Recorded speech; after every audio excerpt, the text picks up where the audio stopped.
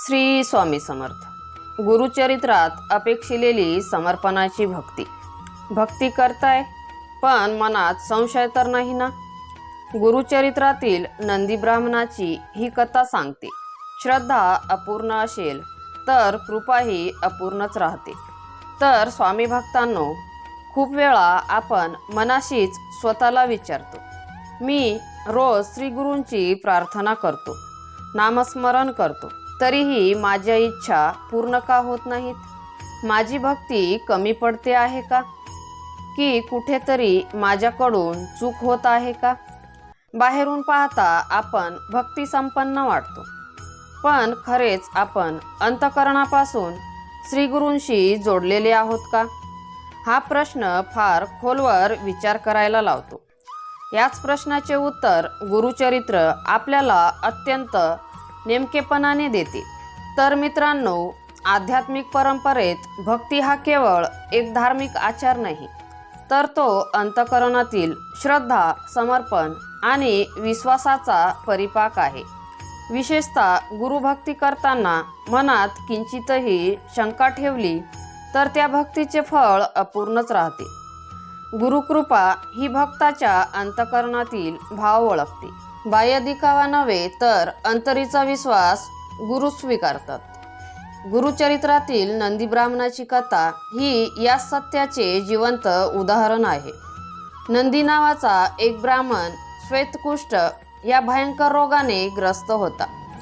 रोगमुक्तीसाठी त्याने तुळजापुरात जाऊन तब्बल 3 वर्ष तुळजाभवानीची कठोर आराधना केली. उपवास, व्रते, कष्ट यात त्याने कसूर ठेवली नाही. देवीच्या आदेशानुसार त्याने चंडल परमेश्वरी देवीचीही 7 महिने उपासना केली, परंतु रोग मात्र नाहीसा झाला नाही. अखेरीस देवीने स्वप्नात दृष्टांत देऊन त्याला गाणगापुरातील मनुष्य वेशधारी त्रिमूर्ती अवतार श्री गुरु नरसिंह सरस्वती यांच्याकडे जाण्याची आज्ञा केली. इथेच नंदीच्या मनात संशय उत्पन्न झाला. जगदंबेला रोग बरा करता येत नसेल तर एखादा मनुष्य तो कसा बरा करणार, असा विचार त्याच्या मनात घर करून बसला. देवीच्या आज्ञेलाही त्याने हट्टाने विरोध केला. परिणामी देवीच्या आदेशाने त्याला मंदिरातून बाहेर घालविण्यात आले. नाईलाजाने तो गाणगापुरास आला, पण श्री गुरुकडेही तो शंका बाळगूनच गेला. श्री गुरु नरसिंह सरस्वती हे अंतर्यामी होते. नंदी मठात येताच गुरुनी त्याच्या मनातील संशय अचूक शब्दात उघड केला.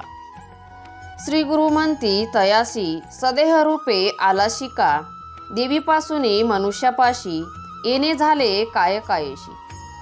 सदेह करोनी मानसी कैसा आलाशी द्विजवरा, ऐशे वचन ऐकोनी आपुले मनीचे जाणिले म्हणून.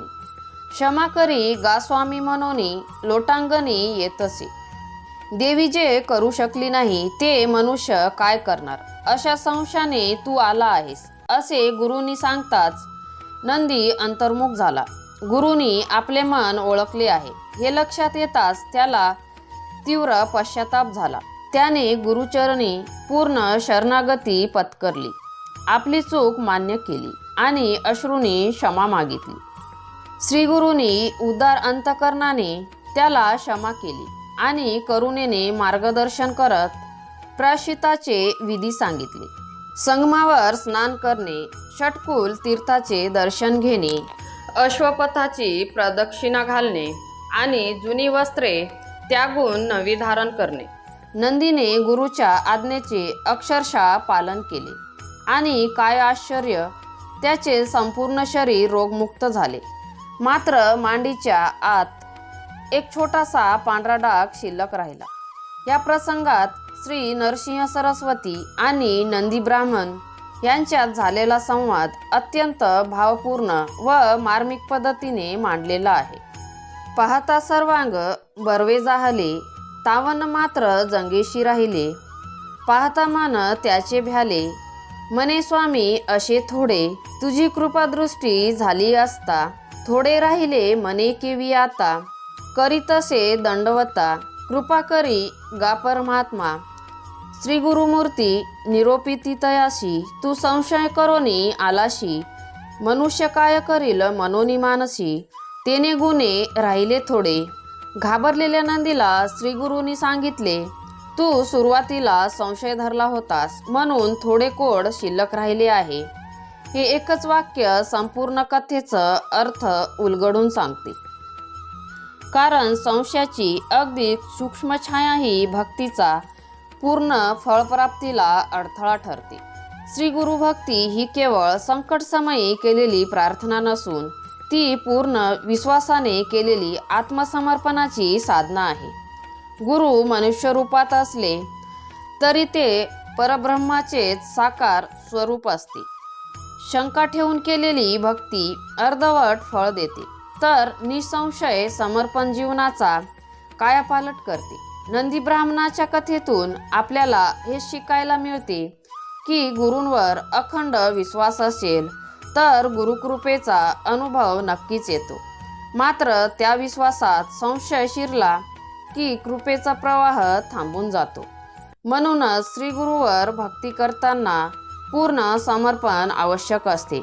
हे केवळ विधान नाही, तर गुरुचरित्राने दिलेला जीवनाचा अमूल्य संदेश आहे. तर मित्रांनो, जर तुम्हाला स्वामींचे विचार आवडत असेल तर स्वामी सेवा या चॅनलला सबस्क्राईब करा आणि कमेंटमध्ये श्री स्वामी समर्थ नक्की लिहा. स्वामी समर्थांचा आशीर्वाद सतत तुमच्यावर राहो अशी स्वामीचरणी प्रार्थना करते.